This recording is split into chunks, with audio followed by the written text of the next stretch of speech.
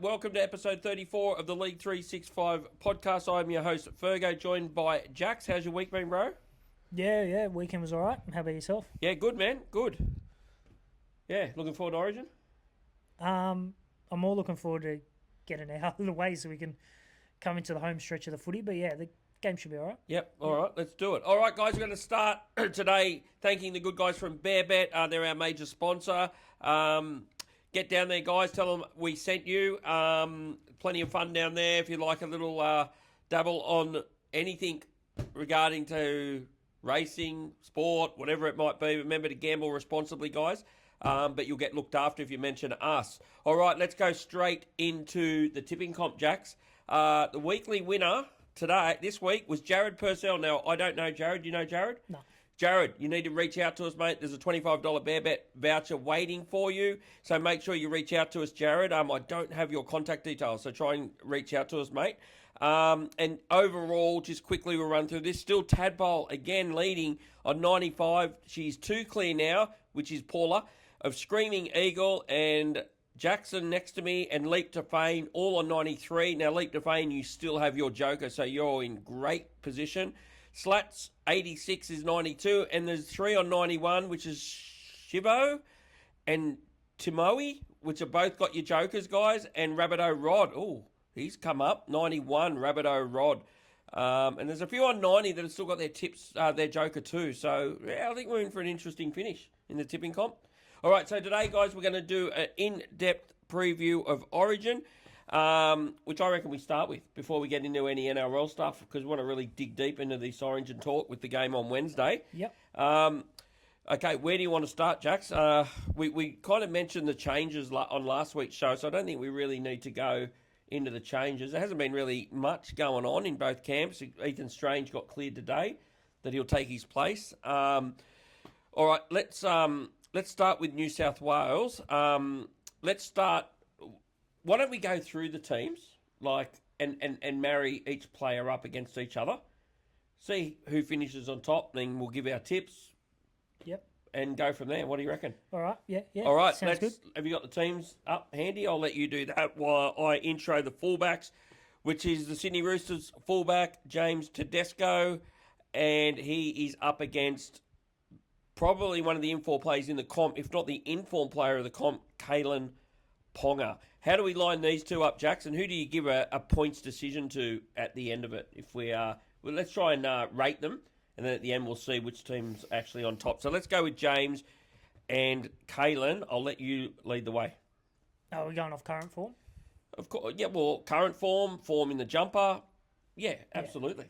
I think there's only one choice. I think KP gets the edge over Teddy. Definitely this Origin series. Maybe not at club level. Both won Dally M's, both outstanding players, but I think Tedesco's really struggled at Origin level this year. And KP, I feel like, has had better performances in the Queensland jersey than what Teddy has in the New South Wales jersey. They both bring two different styles to the game. Teddy's more a worker, a lot of carries. He's a meter eater, where Kalen's more silky. He's got that pass at the back of shape and can put his winger over the line. He's obviously got the footwork as well. So I'm giving the edge to Kalen. Yeah. I know you'll probably say I'm rooster bashing, but I'm not, because you know I'm a massive fan of Nafahu White, Robert Toho. I've spoken to you about that. I've really come to him. Marky Mark. I rate Tedesco as one of the best fullbacks, barring Billy Slater. But there was an alarming stat that I read the other day, that between Tedesco and Reece Robson, did you see this stat? In the last 19 games at Origin level, they have 1 try assist between them, which I thought was an alarming fact, especially with Teddy. I know Robson's not one that is probably someone that racks up try assists, but Teddy does. And that's a bit of an alarming stat for mine at that level. You don't read into that stat at all? 19 matches? How many tries has he had in the same period? Just curious. Look, he obviously won him a couple of games, which is... I'm not bagging Teddy. No, I'm just saying something doesn't add up. Again, I go back to the thing that if you're in a side with Nathan and Mitch Moses, that's kind of what I'm getting at. Superstar playmakers, it's their job, not your 9 and your fullback. But that's what I'm getting. Well, it is your 9.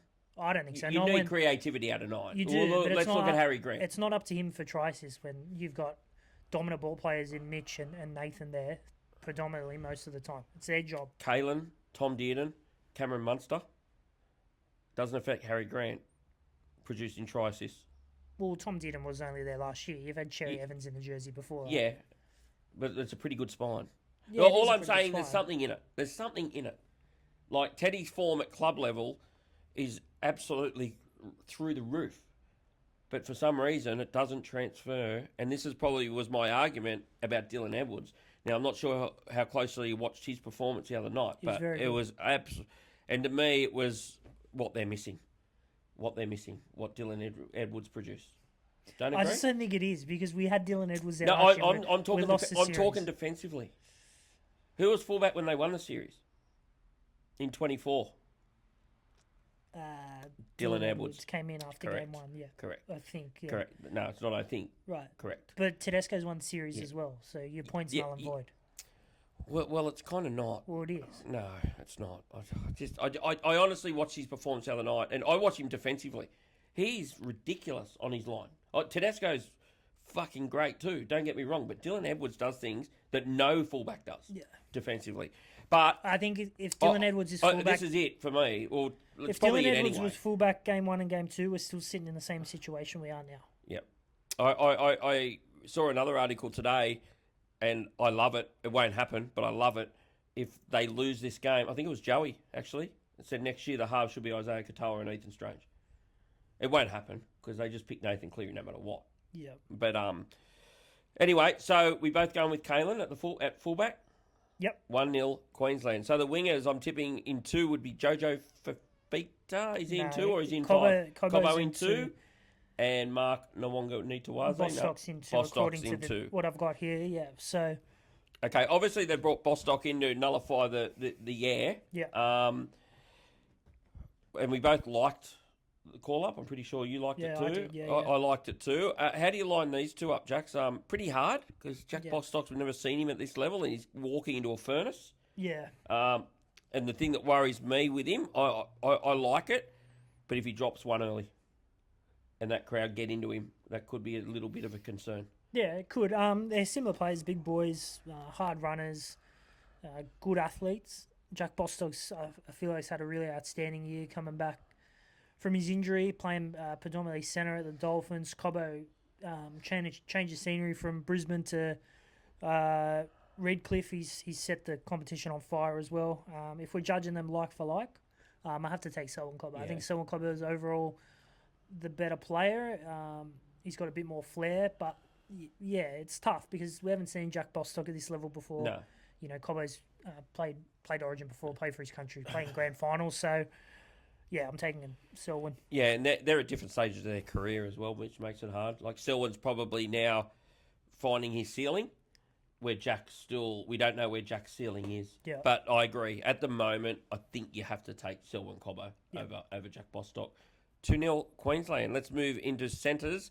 So we've got number 3's hammering through. You don't want to go winger for winger, centre? Oh, yeah, let's go winger for winger. So the other wingers is Jojo Fafita and Mark Nawonga Nitawaze. Yep. And I don't think there's any doubt which way you'll be going here because you've got him close to the best player in the game at the moment, I think. Nah, not best player in the game. I think he's the best winger in the competition. Yeah. I'd find it very surprising if anyone's taken Jojo Fafita over Mark. Not to say Jojo's not a handy player, because I think he is. He surprises a lot of people. But Mark Nawonga is something we've haven't seen in the NRL really too often. A freak athlete that plays on the wing that's an absolute game breaker from a position not renowned for being overly skillful or overly influential. He's outstanding. Yep. Good under the high ball. He's got freakish hands. Gets the ball away. And 10 metres out from his line, good luck stopping him. Yeah. He's a freak. Yeah. I tend to agree. I don't think there's an argument now he's the best winger in the game, I'll be honest. I don't know how you could argue it. Like, he's taken over Brian Toho probably when he come back from syndesmosis and he produced a few cracking games in a row and Brian Toho's form slipped a bit. I think he's the best winger in the game. I think Jojo Fafita is very underrated. I've liked him for a long time now, even when there were certain people bagging me for liking him. Did I bag him? Yeah, I said he's a fairly good player, this Jojo Fafita, and you weren't a massive fan, but I think he's made you change your mind on him. Yeah, he's more than handy. He is more than handy, He is, and he can handle centre wing, no problem.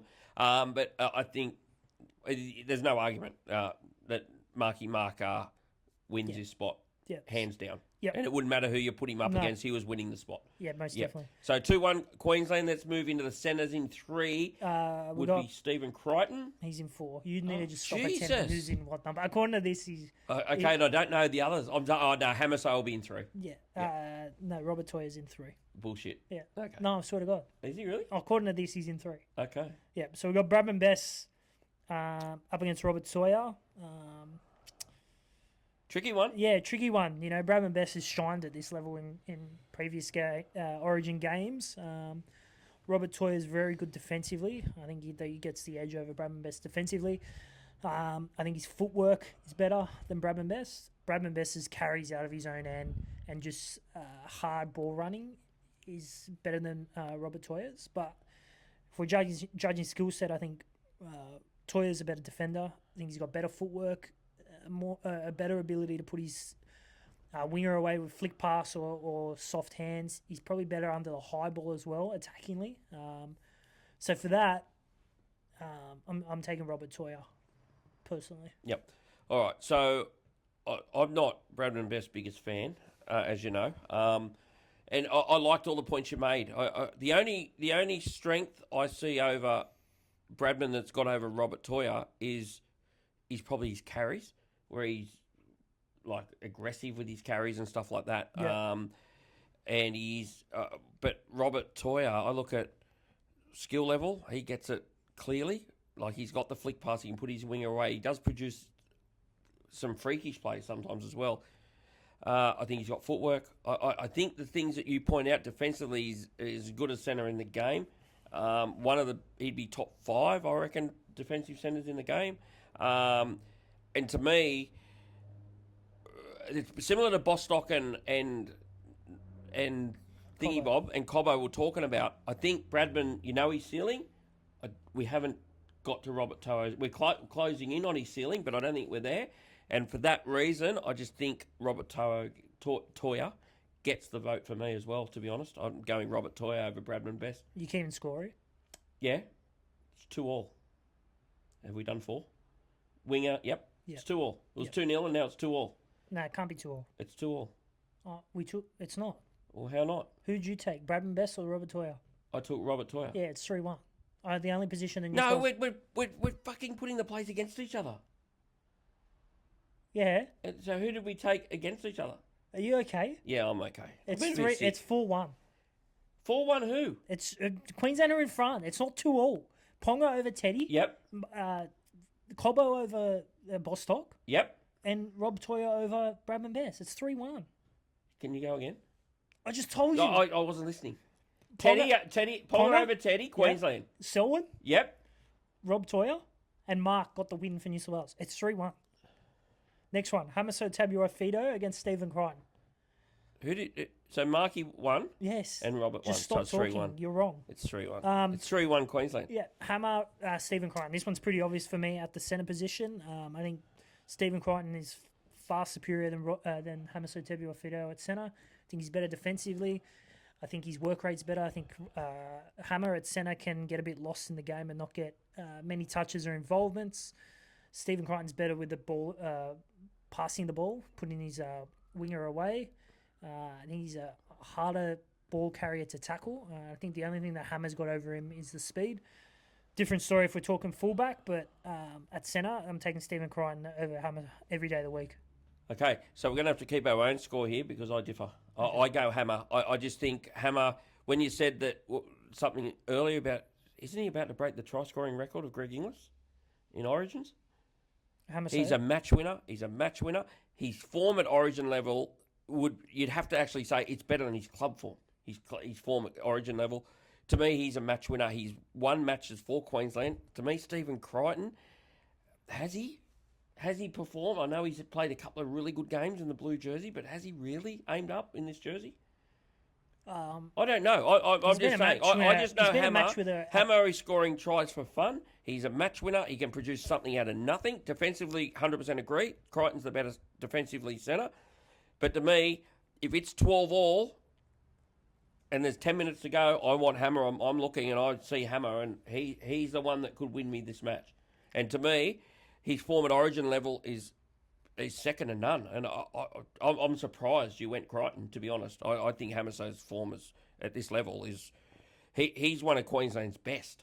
I think Every series, he's one of their best. I thought he's been a bit quiet game 1, game 2. To his Yeah, standards. maybe quieter than he has been, but to me, Crichton got dropped after game 1. You can say it was injury or not, but he was dropped, and he was pretty poor in that first game. So, to me, I'm going Hammer, so I go Hammer over Crichton, so that makes it 4-1 on my list, and you've got it 3-2. Yeah. All right, let's go into the halves. All right, Munster, Mitch Moses. Obviously, Mitch's strong point is isolating short sides down an edge. He's got speed. He's got a massive kicking game. Munster's a bit more robust. He loves a carry. Strong ball carrier for a 5'8". He's good putting his back row away as well. If I'm going off current form, which is what we have to judge it off, you got to take into account previous performances. Yeah, 100%. Their origin history and all even that. I think that there's only one correct choice. This one is Cameron Munster. Yeah, I think his Origin series last year was outstanding. He's a big game player. He performs in the big matches. I know Mitch has had some really good performances in a Blues jumper, but I can't take him over Cameron Munster. I think Cameron Munster is superior 5'8", club level, and at the NRL. I think he's a better player than Mitch Moses. So I'm taking Cam Munster. Yeah, to me, the Marky Mark one was easy, and this was just nearly easier. I'm Mitch Moses' biggest fan, but Cameron Munster just wins his hands down. He's going to go down as a Queensland legend, Cameron Munster. 100%. He's a match winner. He's won matches for them. He's been outstanding. He went into this series and his form wasn't great, and he's aimed up in both games. There's only one choice. One thing I will ask you before we move on is Mitch Moses, unfairly or fairly, is he under the most pressure out of any player in this game? Mitch Moses? Probably not. I think Nathan's under the most pressure. This is Nathan's team. He's the 7. He's arguably their highest profile player, best player. The talk's going to come that Nathan can't win Origin series. If he loses this one, I think he's 1 from 5 when he's played all 3. I think the most pressure is on Nathan Cleary. Yeah, okay. Yeah, I just think Mitch Moses will be made the scapegoat, though. That's what I'm probably fearing for Mitch Moses. I think Laurie Daly will be made the scapegoat. Well, he'll definitely be made. He'll definitely be made the scapegoat, but I think Mitch Moses is going to cop a hell of a lot, unless they get beat and he's outstanding. Just to clarify, are we judging this just off Origin performances? Oh no, just as a whole. If you sit back and you go player for player, yeah, right. You just make your own. Okay. You can have it any way you want, but to me, this is. It doesn't matter if you go club level or Origin level. Munster's winning. Yeah. Hands down. All right. Next, we've got Sam Walker up against Nathan. Sam's strengths is playing eyes up footy off the cuff. Short kicking game is very good. Lacks probably a big kicking game. Lacks game management. Where Nathan, good kicking game. Good game manager. In big games, apart from Origin, he's stood up and taken the game by the throat. That grand final. Multiple field goals at NRL level to save Penrith in games they could have lost. You got to take Nathan Cleary. He's the better player at this stage of his career. Even though he hasn't had great performances in Blues jersey and Walker's first 2 games have been good for Queensland, he's the superior player. Yeah, it's an easy one, and that's not a Sam Walker bashing because he has played well. But you've just got to take Nathan every day of the week. Yep. He's going to end up being immortal, probably, somewhere down the track. Yeah, but you're right. The pressure is on him, big time. Pressure is on. But again, he can't really do his job unless the forwards do their job. Yeah. If they're on the back foot like they have been a lot of this series, it's not going to matter if you put Superman out there. They're going to be in trouble. So, but here it's Nathan. Nathan, every day of the week. Yep. Yeah, great. So you got your score? Yeah, I've got 3 New South Wales. I'm 5-2. Yeah, and I'm 4-3. I'm 5-2. All right, let's go into the engine room, and we'll start at 13. We'll start at lock. Yeah. And it's Isaiah Yeo v Ruben Cotter. Yep. This is a tricky one because at club level you know who you're picking, but at Origin level I don't know if you are. So I don't know which way do you go here? Yeah, this one's tough. This is a tough one. Isaiah Yeo, I've been pretty vocal that I don't think Isaiah Yeo should be starting at lock for New South Wales. I think he gets in the way. I think his style of play doesn't necessarily work at Origin level. And Ruben Cotter seems to be just an Origin player, just a Queensland Origin player. He'll do the hard yards. He'll tuck the ball on the wing. He'll have the carries. His work rate's enormous. He's a good defender as well.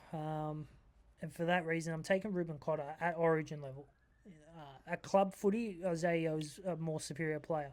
He's got better skills, more influential in a game. But Origin's a bit different. And for that reason, I'm taking Ruben Cotter. Yeah. Really hard one to line up for exactly the reasons you said. If you open the big league and it's Cowboys v Penrith and you're doing this, you're picking Isaiah Yeo. But if you open the big league and it's State of Origin, I think you're picking Ruben Cotter. So I kind of look at it and go, you're right, they both have different skill sets. Ruben's just that worker that, will just fight over a bone kind of play, where Isaiah is more the ball-playing middle forward that has a good carry, though, as well. Yeah. So to me, I looked at it that way. I looked at it as, well, if it's a club game, it's Isaiah. If it's an Origin game, it's Ruben. It's an Origin game, so it's Ruben. Yep. So I go Ruben Cotter over Isaiah Yeo as, gets the points for me here. So I move to 6-2. I move to. And I'm 5-3. Yes. All right, back row. We start with 12. We'll go with 12 because we'll go up down in numbers. Kurt Capewell, Liam Martin. Two blokes that have been outstanding at Origin level for both respective jerseys. But for me, I'm taking Liam Martin every day of the week. Yep. He's one of the... When he's in form, he's one of the first picked for New South Wales and Australia. He's got that mongrel in him. He's an Origin player. When you think Origin players, you think of Liam Martin. But Kurt Capewell's had an outstanding career in that Maroons jersey. Yeah. It's they showed some highlights of Liam Martin in the Queensland jersey this week, going after Cameron Munster, and it was just I was watching it, salivating at watching him go after him, and that's what we haven't had. Yeah. Even when Hamoli was there was none of that. No. But Martin was hitting him late after he kicked, rubbing his head in the ground, giving it to him. That's what he needs to do.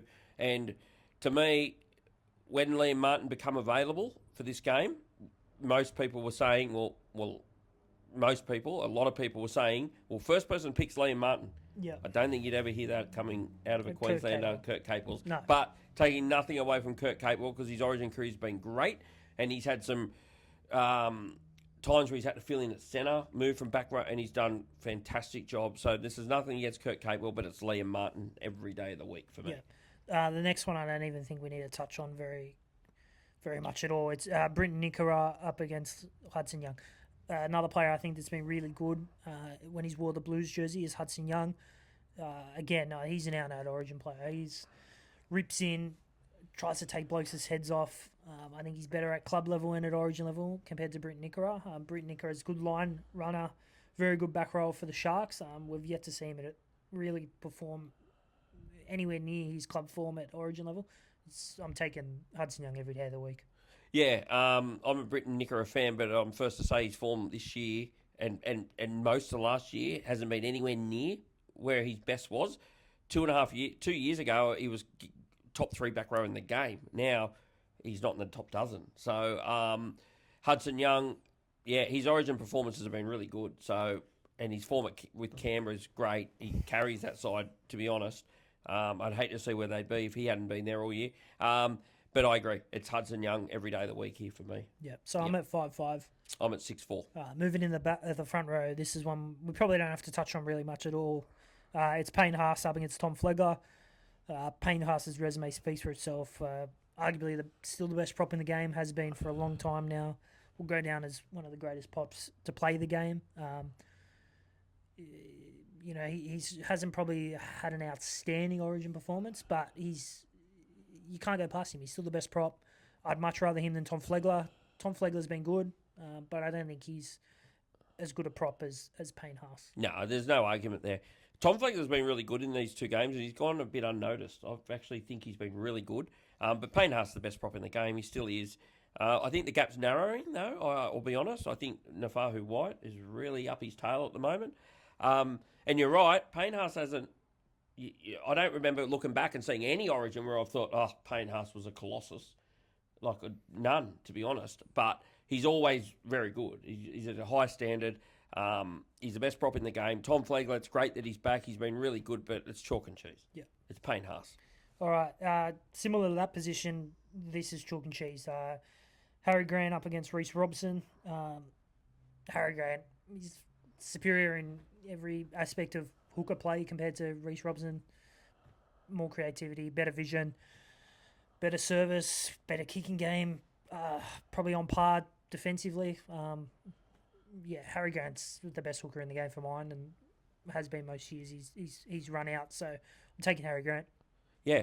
Well, obviously, this is the easiest one. And I'm not bagging because he's a rooster, but this is like El McPherson v. Magna Zabansky. Let's call a spade a spade. Yeah. Harry Grant wins every department.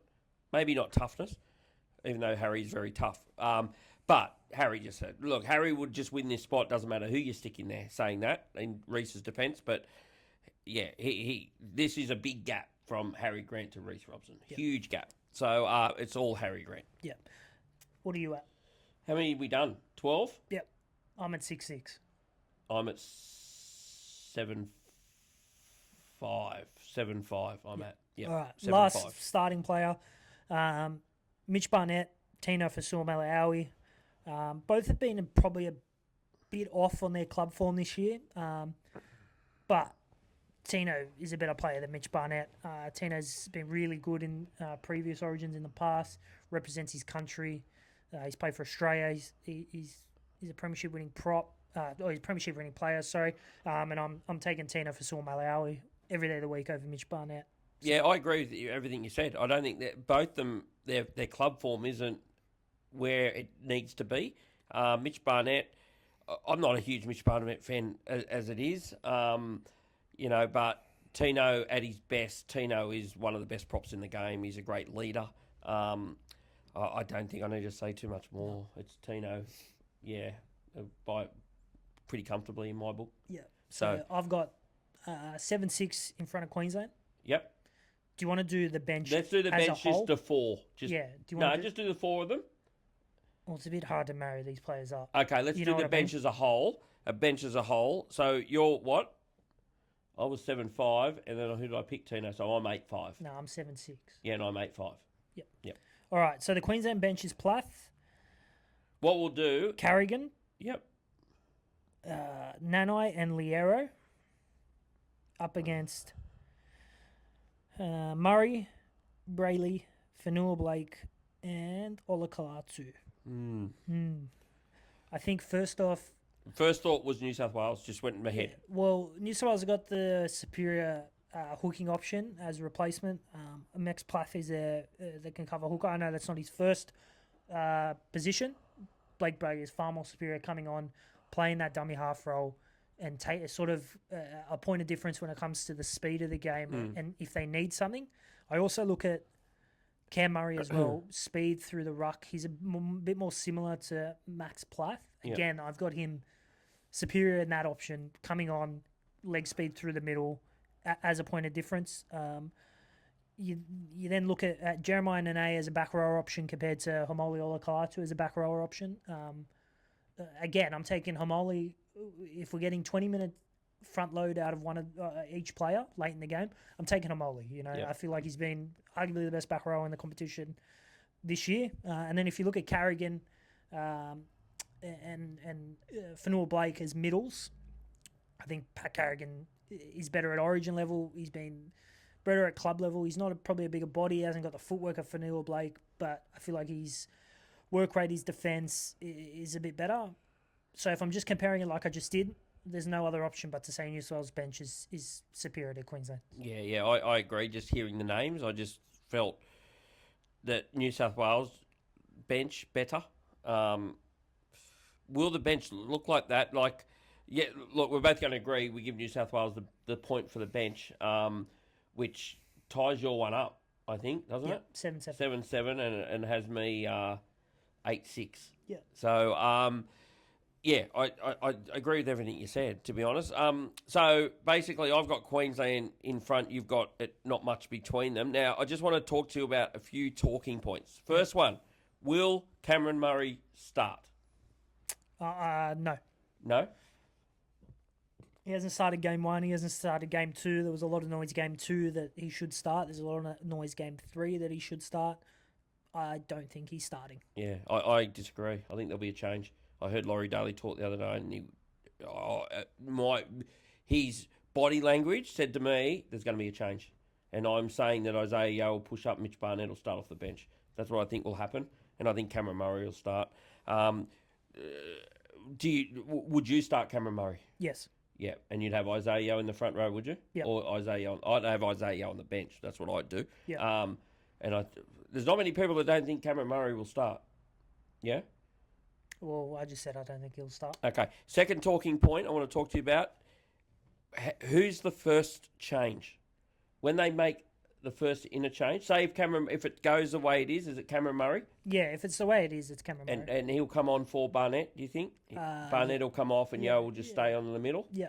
Who will the second change be? Will it be Brayley for Robson? I know last week you were adamant that Brayley won't be on before the 60th minute. I'm getting a feeling that that's going to change. I'm getting a feeling that he will be on after 25 minutes, Brayley. I just think he will. I just think, and I just think he will. I don't care how before when you said if you need something, he's your strike hooker. You just got to compare. You can only go off what you've seen, and based on what I've seen, he's not going to get on after 25. Yeah, but they do change. Though. Yeah, they do. You got to change things up. Yeah. And I don't think it should be. Obviously, you do get a feel for how the game's going, but you can't leave your strike hooker on the bench and expect him to come on if they're 14 down and turn it. You know what I mean? Yeah. I don't think he'll be the second. To me, you look at the game. If I'm Laurie Daly, I'm looking at the game and we're on the front foot, getting quick play the balls. That's when you want Brayley. Yeah. If we're doing a lot of defence and we're getting belting up, maybe you leave Robson on longer. But to me, if we get on top and we're rolling, to me that change happens. Yeah, I just you don't get think Brayley out there. he's not going to be the second player sub. I don't think so. But I could be So surprised. it'll be what, Fanua Blake? Yeah, I think so. Yeah. And the other thing I will mention is Hamoli. How do you get Hamoli into the game? Because that's a good question. That is a good question because they're saying that he's going to come on for Liam Martin. Because I don't think you can put him in the middle. I just don't think there's any point of that. So I don't know. Do they tinker with one of the edge players? I don't know. Yeah. That's what worries me about Hamoli on the bench because I don't know how you get him into the game. Yeah, maybe give Liam Martin a spell. Maybe save Olakala to. I don't think you can give him a spell because you can't be wasting 2 interchanges on getting the back row off and getting him back out there. Why can't he play in the middle? Well, that's what I'm asking you. Yeah, why can't he? Liam Martin or No, Hamoli? why can't Hamoli play in the middle? I just don't think he's a middle player. Well, I think he's that got a laterally, size. defensively, laterally, and that I think he can get caught out in the middle. He's With gonna have Harry, especially with Harry there. Yeah. I think you need nimble blokes in the middle, which again is a problem for Haas- Fanua Blake. That's Yeah, a I was problem for gonna say. Fanua. Well, Haas is very good laterally. Yeah. Fanua Blake's not. That is a concern, and that's why I think Cameron Murray needs to play massive minutes. You got a man either side of you when you're in the middle, though. That helps. Well, it does help, but you don't want blokes that are slow to turn and get caught at marker and don't get off the ground quick. And No, you that's probably why need it's very to be important. more better. You don't think you need to be better laterally playing back row? You probably got faster blokes you coming still out. got to be. out the You still back got of to be shape. better laterally, but it's probably more about the getting off the ground, like when you've made the tackle, getting up, getting the marker. With Cameron Murray, that's his strength. Yeah. That's why Cameron Murray, in my opinion, should be starting and playing 80, or as close to 80 as he can play. So, all right. So with Queensland, there's not real much to talk about with Queensland, is there? Nah, they're Probably Reece Walsh. the favourites. What happens with Reece Walsh? Well, the writing's on the wall, but it's Billy Billy throws curlies. He won't be playing unless there's an injury or Yeah, they're behind. Yeah. Like if they're winning the football game, he's not coming on unless there's an injury. Yeah. Yeah, if they're down late, maybe you throw him on if they need something. But if everything's going to plan, he's not seeing footy. I don't think there'll be any doubt if they're behind. He'll see footy. I don't think there's any doubt about that. Especially if they need points quickly. Yeah. He will definitely see time. But nothing would surprise me with Billy. But I do agree. I don't think he'll get on unless there's an injury or they're chasing points. Yeah. Yeah. All right, Jack. So it's D-Day. Let's do it. Who are you tipping? By how much? Man of the match. Go. Queensland by 10. Man of the match.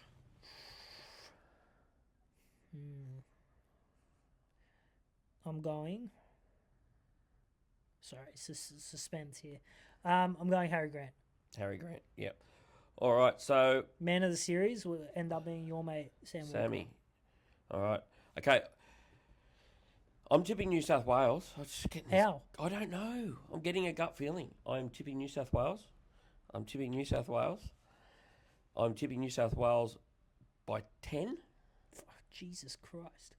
I think they're chance. I know. Everyone keeps saying they're no chance, and that's probably why I think they are a chance. So I'm tipping New South Wales by 10, and I am saying man of the match is Payne Haas. That's what I'm saying. All right? Origin over? Yeah. All right. So you want Origin over anyway, don't you? Well, I just think, I don't know, it just dominates everyone's talking You spoke to me today about did I enjoy them games on the weekend, but were they any different to what we've been watching all year? I know the West Tigers Dragons was awful. We just watched some games where like the game's best players weren't playing. Like Brisbane got stitched up again. They play a team that's minimally affected. They got some of their best players out. They got Walsh, Haas, Carrigan out. I don't know. I'd rather see my best players playing if they're fit. I don't know if we weren't affected. Not we massively. We got shitloads of injuries. Yeah, well, injuries is a different story. Yeah, but we had Adam Fennell, Blake Brayley and Britt Nakora out. Yeah, true. Like, there's three mainstays in their pack. Yeah. And they're, to be honest, he's their best player, Blake Brayley. Yeah, well, Walshy is... Yeah. Great. Look, I'm not arguing that they didn't have more affected, but to say they weren't affected would be a bit of a... No, I didn't say that. I said they weren't as heavily affected.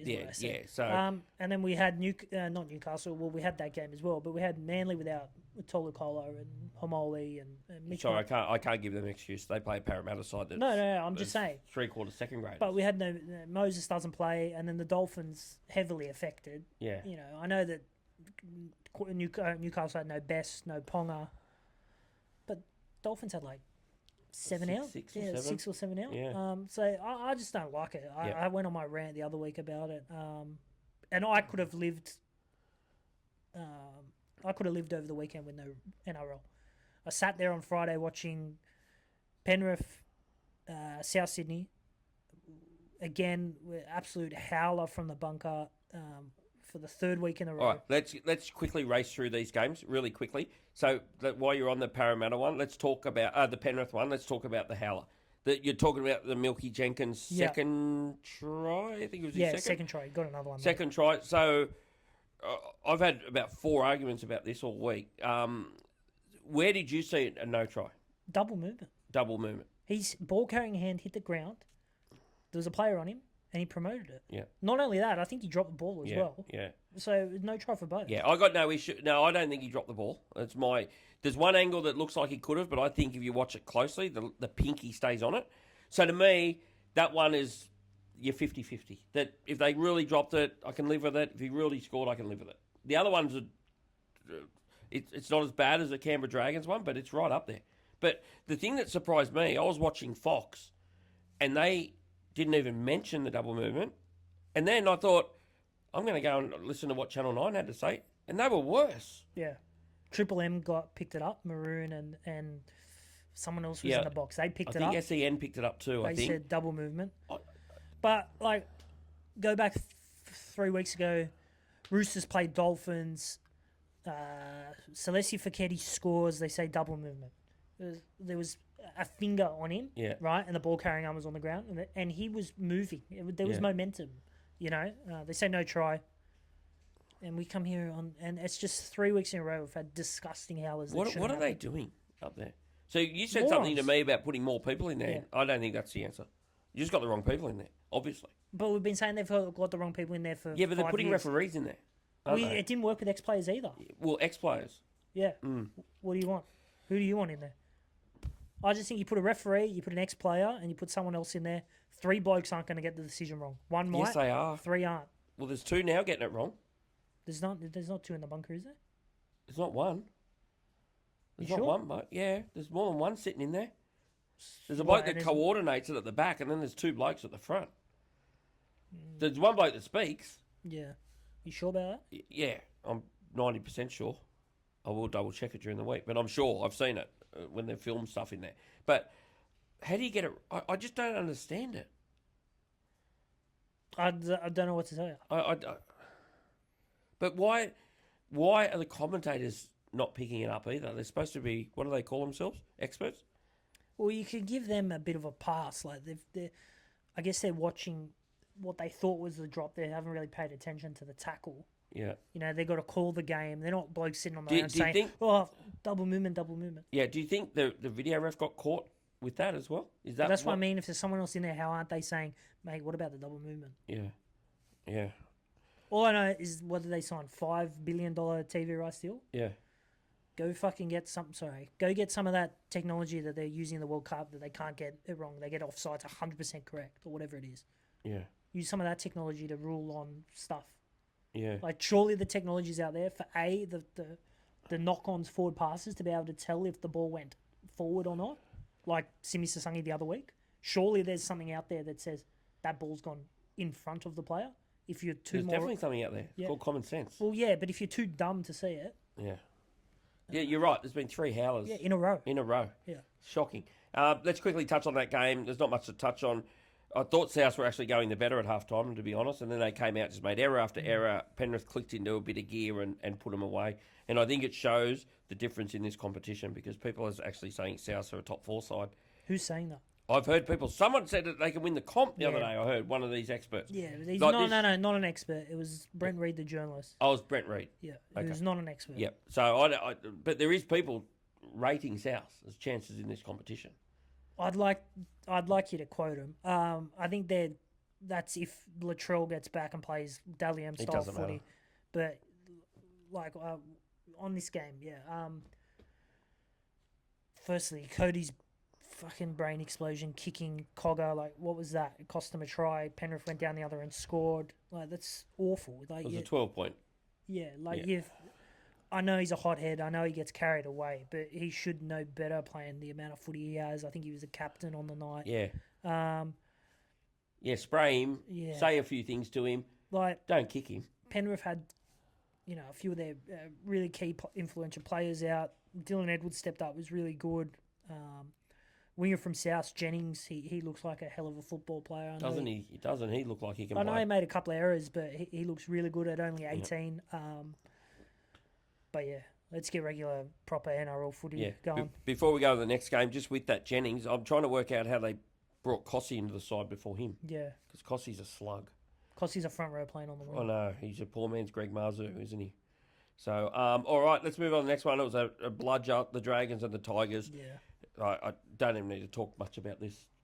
Good to see the Dragons win. That's basically all I'll say. It's good to see Valentine Holmes actually play well, Yeah. too, and have a smile on his face. I did like that about this game. Thank you for your input. It was good to see Val It was good. get a couple of tries. Yeah. The more things change, the more they stay the same. West Tigers missing finals again. They're just, I don't know. Yeah, they had to get there and get get it done. That and was just must win if they wanted to sort of catapult into the back 2 months of the season. They're not, and they led to 10-6 and like you can't. Just- just Next. 2 bludgers. Next. Yep. All right. Brisbane went down to the Sharks 28-16. Another bludger over football side, Brisbane. Yeah, but at least they've got plenty of excuses. But I don't know. Cronulla just seemed to go up there and just Probably didn't do it as easy as I thought they would. Yeah, I was a tiny bit concerned about this game, but they did what they usually do. They looked home and they just let sides back. Is it a club record 8 straight losses for Brisbane now? It's a record of a premiership winning side. Correct. Yes, from the year before. I know It's got to be no getting side's close ever to a done club that. record. 8 in a row. I got a feeling there was a year they. Yeah, it'd have to be close. Tick it off at 9 in 2 weeks' time after the bye. They got Penrith. They got Penrith, haven't they? Yeah. Yeah. What'd you make of the Sharks, Jax? I'll be completely honest with you.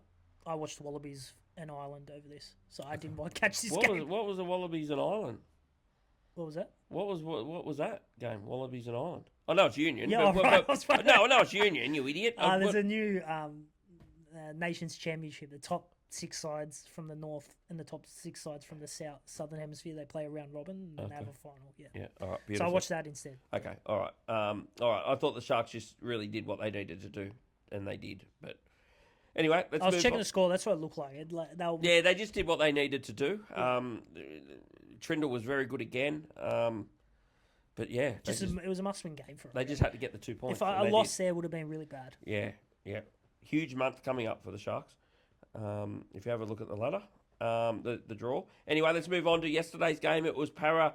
Para Manly. 23 over Manly 14, and I actually gave Para a red hot chance in this game. I think you did too, if I recall. Probably not. No, you didn't. No, I don't think I did. I know I tipped the Dragons. I know I like Para, but I think I tipped Manly, but I thought Para didn't would like bounce back off last week's performance. They were really good. The bloke that's going really well for him is Ronald Volkman. Yeah, I thought Going really well. Yeah, I thought he's been all right when he's played this year. Yeah. I was watching. I don't know. I was watching this game, and it was one of those games where like the side had just rocked up thinking they were going to win. I thought Manly just, I don't know, one of their really poor, probably their worst performance under Foz. Yeah. And it was a really important game for them to keep in touch with the top 4. There's a big logjam in that top 8 of sides, and this is a really bad loss in the grand scheme of things when it comes to their season. For mine, credit to Para, they bounced back. They got a win. When you think that their wheels are going to completely fall off and they're just going to be shithouse the rest of the year, they get a random win like this. They'll probably come out next week and get smoked. But yeah, good on them for getting the win. Yeah. I thought after 15 minutes, Manly looked like they were all over them. But they just couldn't get that try. Couldn't get over the line. Yeah. But yeah, really poor performance. What'd you make of Joey Walsh?